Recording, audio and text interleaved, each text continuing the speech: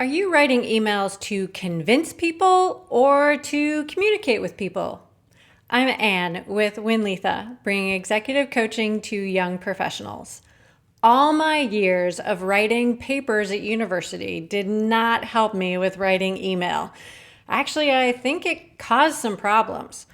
I was so used to framing my argument and making my case and providing layers of context. I was essentially proving that I knew what I was talking about. I had been trained to convince my reader, my professor, that I was an A student. But at work, I struggled with email.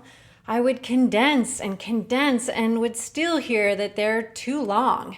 Finally, I think it was some exasperated feedback of, Anne, why are you making me read through so much to get to the point of your message? And I paused. I was baffled at how else do you get to the point? All I could think of was to bring the point from the back to the front. Rather than having a grand conclusion, I could have a grand opening. Well, that unlocked something in me, and I started to think about why I was sending an email to begin with. Perhaps I needed them to make a decision, or I was hoping they could review something for me, or I thought they might be particularly interested in something. Gradually, my emails got more productive, shorter, and less time consuming.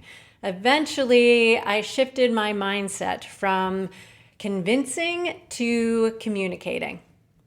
So here's an exercise for you to strengthen your communication muscle.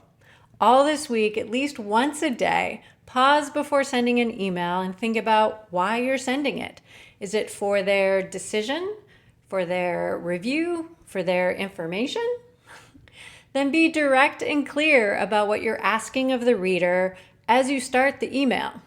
When you finish writing the whole message, notice if it was easier or harder than usual, and be aware if there were things that crossed your mind that you decided not to include. At the end of the week, notice how your readers reacted to these emails, and notice if there are any patterns with certain messages that might be easier or harder this way. Click the like button to let me know that you're going to give it a try, and use the comments to share what you discover. I'll see you next week with another strength training exercise for your leadership muscles.